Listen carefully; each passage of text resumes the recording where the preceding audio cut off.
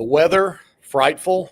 The result for Notre Dame, delightful. A 49-10 Notre Dame romp past Navy. This is Irish Illustrated's Overtime Live. I am John Brice, Football Scoop and Irish Illustrated, joined as always by my incomparable colleague, Drew Mentock, and our ace producer, Tom Zwiller.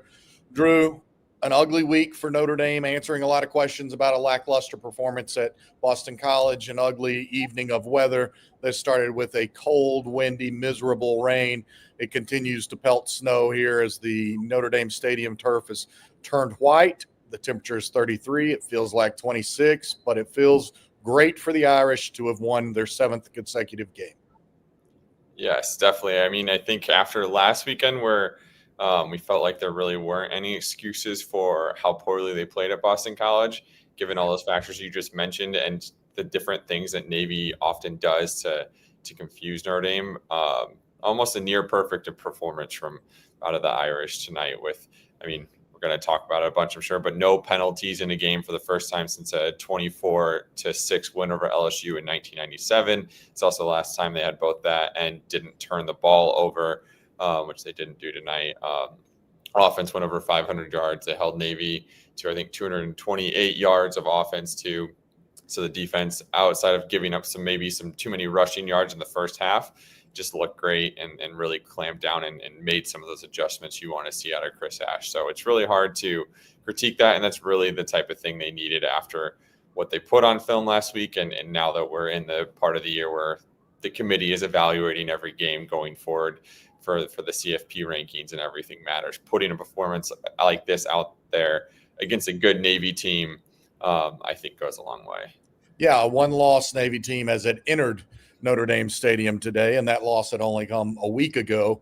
And so plenty of opportunity for the Irish. And we've got a number of things we're going to break down in this game, and we'll touch on some of those teams that were keeping company in the initial college football playoff rankings with the Irish, who lost, one team in front of them, multiple teams very near behind them. The ACC continues to look like a one-bid league, especially with some of today's results. I do want to follow up a little bit more. 0 penalties. That's something I asked Marcus Freeman about post-game. More than 500 yards of offense. You and Tom had already been looking it up, finding that 1997 stat. I didn't know that. Tom took it a little bit further and says it's at least the first time since 1995 that Notre Dame had more than 500 yards of offense, 0 turnovers, and 0 penalties. Just a sensational performance. And Navy is a good team. We should note Navy did not have its starting quarterback star, Blake Horvath. They had to go to their backup, Woodson. But that didn't change what Navy wanted to do. They were not quite as potent without Horvath. But Notre Dame played as focused and a clean a game, obviously, as we've ever seen under Marcus Freeman. And I think it's worth noting that it came after we discussed that this was thus far Marcus Freeman's most penalized team on average, Drew. Yeah, they had, I mean, a few weeks ago, they had 11 penalties, and they've had at least 6 the last 5 games. So this is definitely trending in the wrong direction. And then to come out and put a performance out, something they hadn't done in 18 years. And again, if they had a few false starts or just things with the weather, or I mean, when you get up that big and you're putting in backups too, like that was kind of, I was like, they're probably going to blow this just because you have guys who haven't seen the field and they're playing in snow. Like the fact that even the third string guys went out there and didn't make those time of penalties, I think really speaks to like what they did culturally and how much they really focus on cleaning up on all those little things. Also, we would be terrible at our jobs if we did not note, and the first one brought a bend cheer, not a Bronx cheer, but a bend cheer. Notre Dame a perfect 7 for 7 on PATs. The worst situation, the worst setting of the year for specialists, but Notre Dame dials it in. Rookie Eric Schmidt, a perfect 7 for 7. Obviously, Notre Dame, no penalties in special teams, even though we saw Navy with a couple of special teams penalties, including a kick out of bounds. James Rendell, one pretty marginal punt, but no catastrophic mistakes, a bunch of touchbacks from Schmidt as well. And just overall, a really clean game, Drew. Notre Dame's 7th consecutive win. That's important. We've heard it. And remember what you do in November is a phrase from a lot of SEC teams. We heard Marcus Freeman's iteration of that earlier this week when he talked about their phrases at Ohio State when he was a player and how he's tried to adopt that mindset. But let's just go ahead and note as Notre Dame wins its 7th consecutive, beats one-loss Navy 49-10. BYU, which was unbeaten and ranked number 7 in the CFP, blown out by 22 points on the road at Texas Tech. Oregon, a nail-biter last-second victory to win by 2 points, 18-16 at Iowa. Virginia, a loser. Louisville, a loser. Vanderbilt needed overtime to beat Auburn. I just think that for a day that didn't have all the teams closest to Notre Dame playing, but teams, again, in Notre Dame's neighborhood, a lot of good happened for the Irish today, Drew, as you compare Notre Dame's win and performance to the rest of the CFP field as we await Tuesday night's rankings. Yeah, and going back to Eric Schmidt's performance, I thought I was noteworthy on the first extra point when he made it. I don't think I've heard the stadium. First of all, I don't think I've seen the press box that quiet for an extra point. Everyone was kind of watching it. I started typing, and then I'm like, wait, maybe I need to watch this.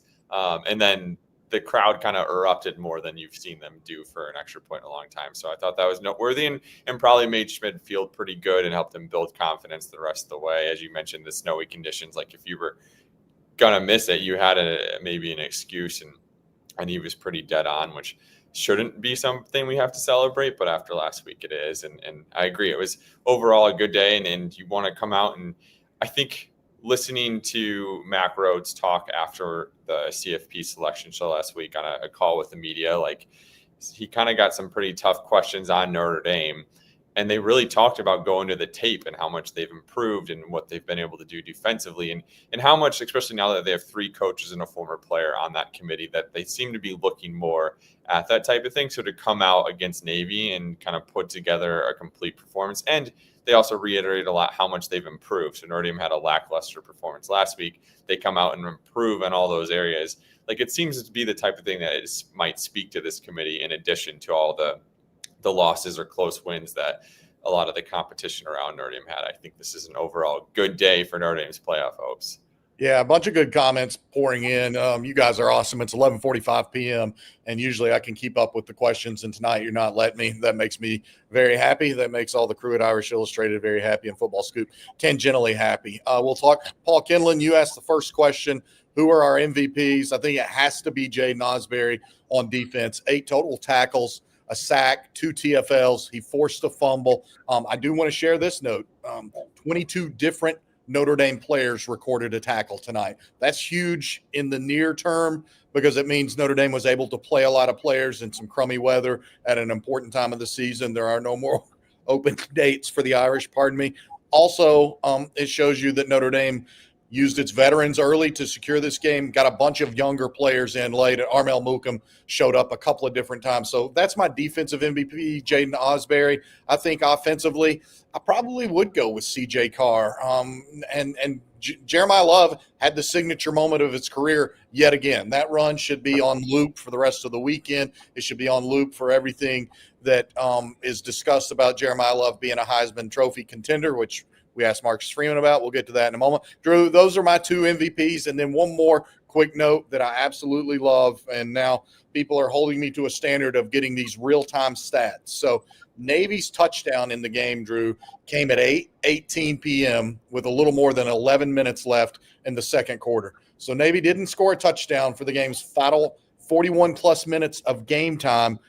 From 8:18 until the game's end at 10:33, Navy did not score a touchdown. 2 hours and 15 minutes out there that Navy did not score a touchdown. Drew, your MVPs and anything else you want to chime in real quick before we keep the conversation flowing?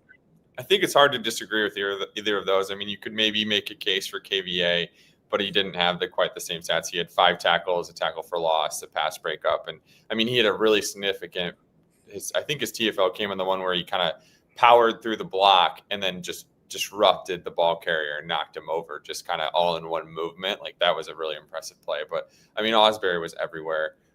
Those 2 together at linebacker made a huge difference tonight. And I agree with Carr because, I mean, as we saw early on, it really was hard for Love to really do much running. They were stacking the box against him. And then once Carr started pushing the ball downfield and kind of making them pay by throwing over their heads, that's when it started to open up the running game. So if you don't have that highly efficient performance, he went 13 for 16, 218 yards, 3 touchdowns, like that type of thing. There's just not much the defense can do. And then they start having to adjust. And then you start seeing Jeremiah Love and Jadarian Price to a degree doing the type of things we see from them. And then there's really nothing you can do.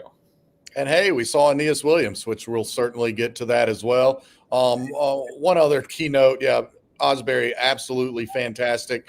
Noted the real-time stat there. Money downs were huge in this game. And at the time that Notre Dame's defense made the 4th down stop near midfield in the 3rd quarter, Drew, the money down stat was Navy at that point was 2 for 8 on money downs, 3rd and 4th downs. Notre Dame was 5 for 7. How about Navy finishing 3 for 12 on money downs, again, 3rd and 4th downs? Notre Dame by far with its best performance of the year, 9 for 12 on the money downs. Again, that is on the money. That's flat getting the job done. That's how you have a dominant performance that even against a team like Navy, you close with a modest edge in time of possession. I got another stat there, but Notre Dame ended the game with a 6-minute, 46-second drive when everybody in the place knew that they primarily were going to run the football, when it was almost entirely reserves at every single position on the offense. Yes, yeah. I mean, they just had their way with Navy by the end and really wore them down. And again, this is, I mean, a disciplined, tireless Navy team usually, and they really wore them down and kind of made them kind of succumb to their will by the end of it. And I agree, Navy usually, I mean, you see them in those situations where it might be 3rd and 5 and they run the ball because they know they're going for it on 4th down and stuff, and they kind of got to a point where they had to stop doing that once Notre Dame's run defense really stepped up. They gave up 154 yards on the ground in the first half, and I think in the 3rd quarter they gave up 21 yards on the ground on 12 carries, so that's less than 2 yards per carry. So once they kind of shut down the run, there really wasn't much for Navy to do offensively that they could be consistently effective at. Yeah, and Navy ends up with barely 200 rushing yards, 206. Notre Dame with 249. You could make an argument the MVP was Mike Denbrock. He called some nice stuff in the red zone, and Notre Dame went 4 for 5 scoring in the red zone. Not what it wants to be, but better. And also, again, almost a perfect symmetry between the pass-run balance, 253 passing yards, 249 rushing yards, no turnovers. The quarterbacks combined to go 16 for 19. After this game, will the any SEC team ever agree to play at Notre Dame in November? Probably not. The SEC, especially with its 9-game schedule, is going to continue to try to get all of its non-conference games in the first 2 months of the season, as we see with Notre Dame's new series against Auburn. What non-conference games that stay late in the season will be those in-state fierce rivalry games, the Palmetto Bowl between the Clemson, South Carolina, the Sunshine Battle between Florida, Florida State, good old-fashioned hate. That's the name of the Georgia Tech rivalry, which I've mentioned this before. I'll mention it again. Georgia Tech right now, the ACC's best team at 1 loss, even though not necessarily ranked the highest in the first CFP rankings. They get their last game of the season that was supposed to be a home game instead inside Mercedes Stadium because Georgia Tech got a $10 million check. So instead of having an incredible home field advantage there at Dodge Stadium, they're going to Mercedes Stadium. So just keep that in mind. That's something to watch for, especially if both of those teams happen to get to that point and each is a 1-loss team. Drew, what are some other elements from the game that you want to hit on? I love the fact that you and Tom were already all over that stat about no turnovers and no penalties in a win for the Irish for, again, the first time since 97, first time to do all that and have more than 500 yards of offense since at least 1995. Yeah, I want to highlight Malachi Fields. I mean, he's the guy who was really pushing the ball downfield. He did have one bad drop, but this is a career best or at least a best in a Notre Dame uniform for him.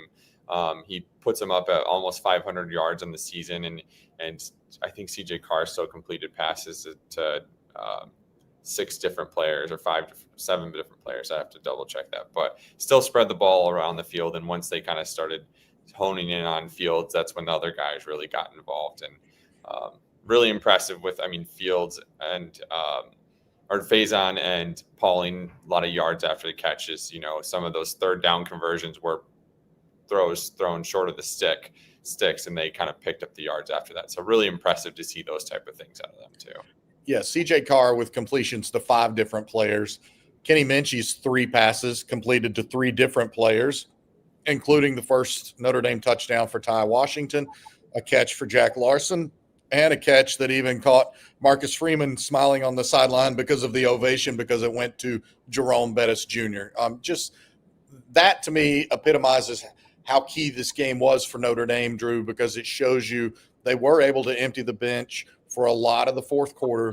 Guys, especially on the defensive side of the ball, will have a better grasp of what it means to go against Navy in the future, which is something Notre Dame has been very intentional about in recent years. And then it also allowed some guys to get off the field and potentially get a break. It looked like Notre Dame kind of wanted to get Jeremiah Love up to that 100-yard mark. He closed with 13 carries for 94 yards and 2 touchdowns. But then they pulled him, and Aeneas Williams, all he did was prompt more questions, because everybody's going to say, wait, why hasn't he been playing? Yeah, absolutely. And I think with Love, I think you're right. They were trying to get his stats up a little bit more. And I mean, we talk about potential Heisman campaign. He came into the day averaging 140.8 yards of total offense per game. Is a little short of that, likely a large part because he didn't really play much he didn't play at all in the fourth quarter. He kind of came out early, but his 16 total touchdowns now coming into today would lead the nation. So he's still doing pretty well in those all-around stats. And I think people who evaluate the game understand that he's not on the field and taking that type of brunt force that we saw from a guy like Ashton Genty last year. But if you look at his efficiency and his ability to get the ball in the end zone, he does that quite well. And I know you mentioned Marcus Freeman, you asking him about that after the game, so I'm sure you want to get into that, but it didn't seem like he hesitated on what he thinks he should be in terms of maybe going to New York at the end of this year. Yeah, I was just pulling up the official transcript so that we could get this quoted correctly. And it was my question. I asked him a two-parter. Is there anything in the world that Jeremiah Love can't do on a football field? And is he a Heisman Trophy candidate or contender in your mind? When I said, is there anything Jeremiah Love can't do after that touchdown run, Marcus Freeman just said, geez. When I asked him about the Heisman Trophy candidate, here's his direct answer. In my mind, yes, he is.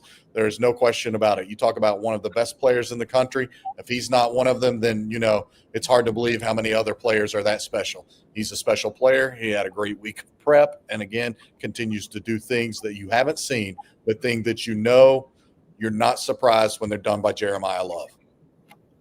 Yes, and I mean, it's hard to – he's broken a tackle pretty much in every way possible now after that touchdown run. I mean, he goes around guys. He'll jump over them. He'll power through them. He has probably the best spin move I've seen in a long time. And we saw that used pretty effectively tonight as well. But he really does everything. And, it's hard to see. I mean, I know Jeremiah Smith from Ohio State gets a lot of love, but I think right now it's hard to argue that outside of the quarterbacks, Jeremiah Love is probably the best offensive skill player.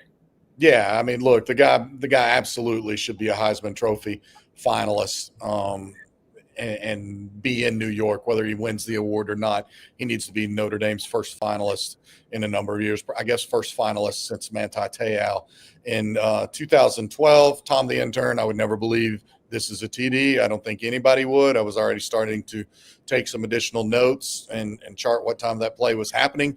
And then I heard a roar and looked up in time to see him streaking down the right sideline. He got a great downfield block again from the wide receivers, something we talk about every week, something we need to continue to talk about this team. Malachi Fields addressing it in post-game press conference about how much pride they take in it. I mentioned earlier this week, I joked with Eli Raridan about, do they have an award that we don't know about, a trophy? Is there some sort of competition that all the skill players are charting who has the most or the best downfield blocks? He acknowledged there's no trophy, but it is something. It's a point of pride. It's a point of competition. It is something they're monitoring, Drew. And I think it is maybe one of the most symbolic components of Marcus Freeman's team glory culture. Yes, absolutely. I mean, and on a play, I mean, obviously the wide receiver's not looking back to see if Love went down like the rest of the stadium was, and everyone in the press box assumed. Tim O'Malley, who's sitting next to me, wrote down a TFL already on that play. CJ Carr said something similar where he thought the play was over too. But just for a play that kind of went on that long, to have a wide receiver that far down the field still blocking and doing a good job with that, I think speaks to a lot. And I mean, it also helps when you have a guy like Love and Price who can break pretty much any run. It shows you that how important that is. So just a really incredible play. And I think everyone in the stadium kind of had the same reaction, except for kudos to the refs. I know we've had a lot of hate on the refs inside Notre Dame Stadium lately. They didn't blow the flag, even though it looked like he could have been down, or blow the whistle. And I don't think they're ACC officials, though, so it doesn't really help that conference at all. But yeah, I think they were AAC, maybe, if I'm not mistaken. But right. yeah, great point by you. And the replay showed he did not touch the ground. No elbow, no knee, nothing touched the ground. He landed on top of the would-be tackler who had met him in the backfield but couldn't cleanly bring him down. He spun out. He broke at least 4 tackles on that play and then sprinted down the right sideline. I noted it earlier, Drew. I'm getting ready to throw it to you and just find some additional elements that you want to talk about. But just to talk about the teams real quickly, to run through the scores of the teams around Notre Dame in the CFP or in front of Notre Dame. Alabama, a 20-9 winner against LSU in a game that went final about the same time as Notre Dame. Georgia steamrolls Mississippi State 41-21.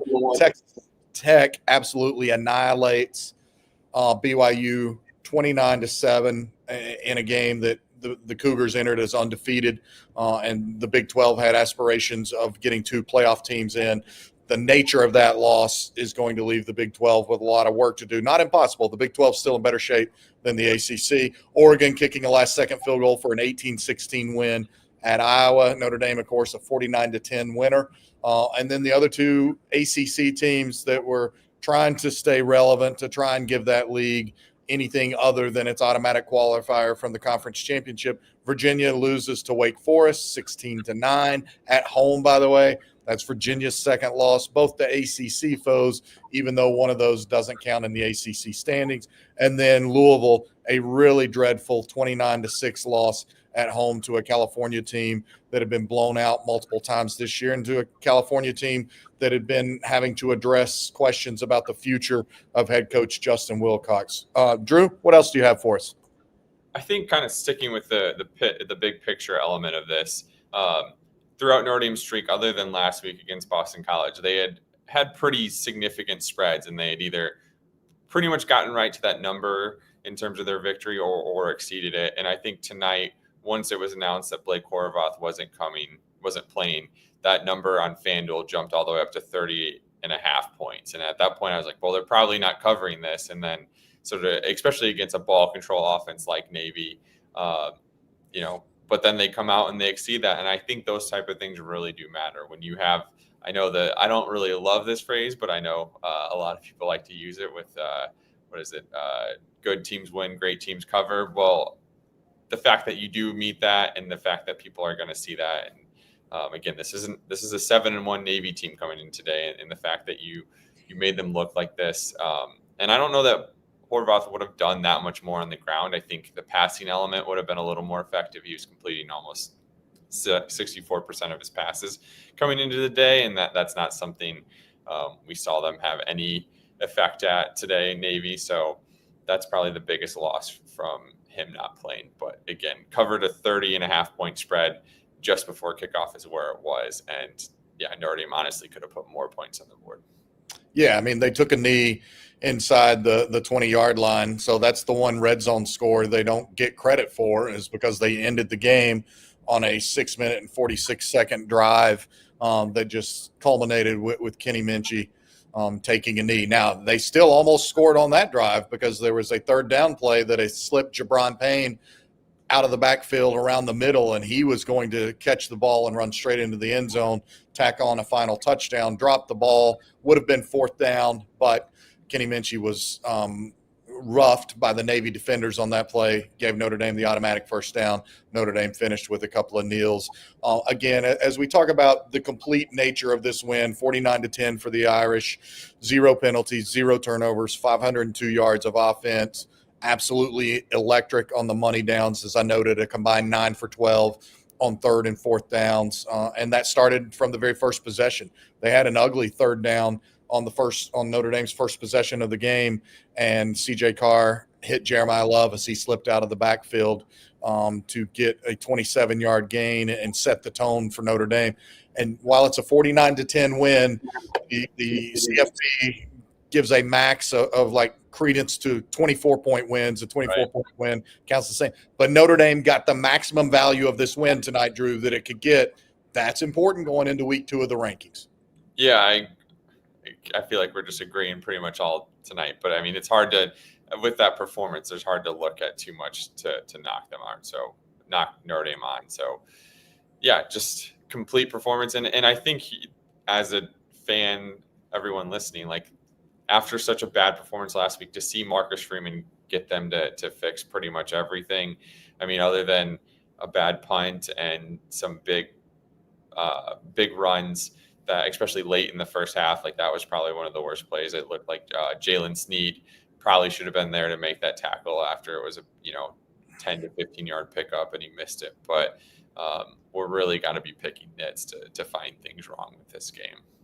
Yeah, not a lot to find wrong. And let's remember, Notre Dame did that and generated that defensive performance, arguably without its most dynamic defensive player, Boubacar Traore, sitting out this game. Marcus Freeman saying it was absolutely not a health reason, said didn't really think it was the best matchup for Boubacar. Maybe they could have used him some on third downs. I'm a little surprised they didn't get any snaps, but they didn't need him certainly at all today.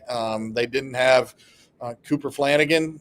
He was a scratch as well. And obviously they didn't have Heinisch and Rubio on the interior, but they got really strong play up there. In addition to Jaden Osbury leading the team with 8 tackles, then you had Devontae Smith, Kingston Viliamu-Asa, and Drake Bowen, the trio of them combining for 15 tackles, each with 5. They had a TFL in there. They had a pass broken up in there. Tay Johnson continued to play well, 4 solo tackles for Notre Dame. Madden Faramo, 4 tackles for the Irish today.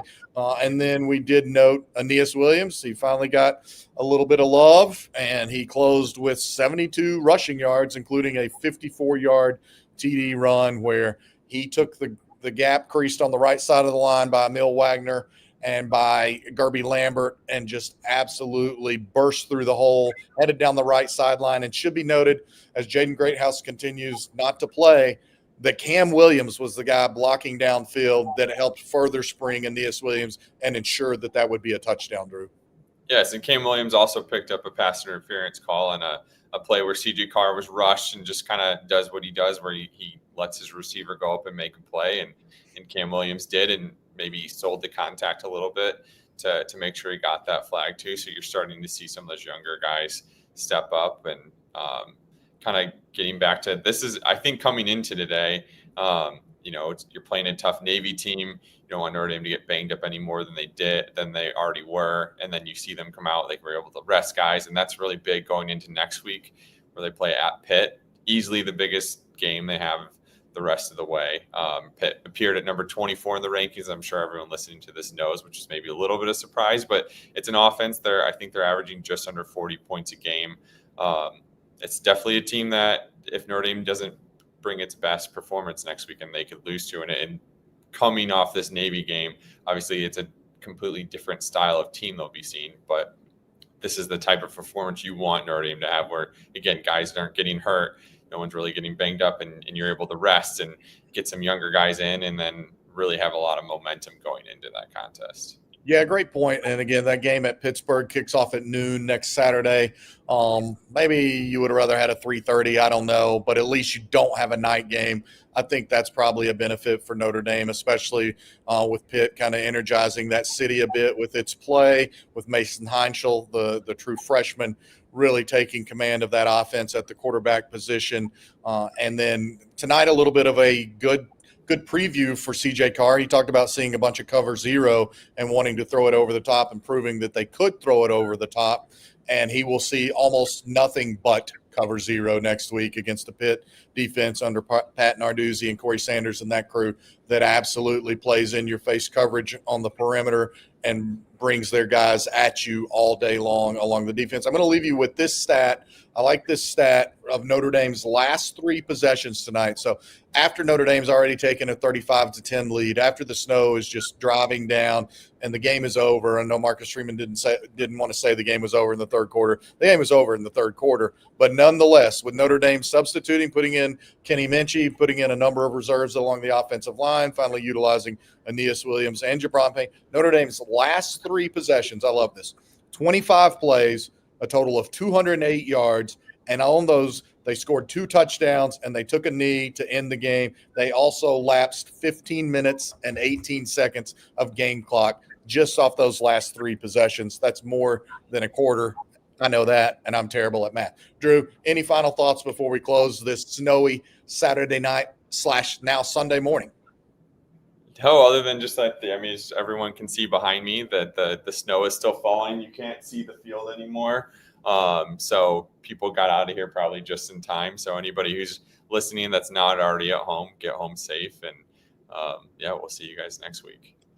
Thanks to everyone for tuning in. Obviously, thanks always to our producer, Tom Zwiller. He's the best around. Drew, you're the best colleague and co-host I could have. This has been Irish Illustrated's Overtime Live. The website is jam-packed with written content, some videos as well. We'll have the Irish Illustrated Insider Podcast Monday. We'll have full coverage of Marcus Freeman's podcast. Until then, he is Drew Mentock. For Tom Zwiller, I'm John Brice of both Irish Illustrated and Football Scoop. Until the next one, enjoy this one. Have a great, safe weekend.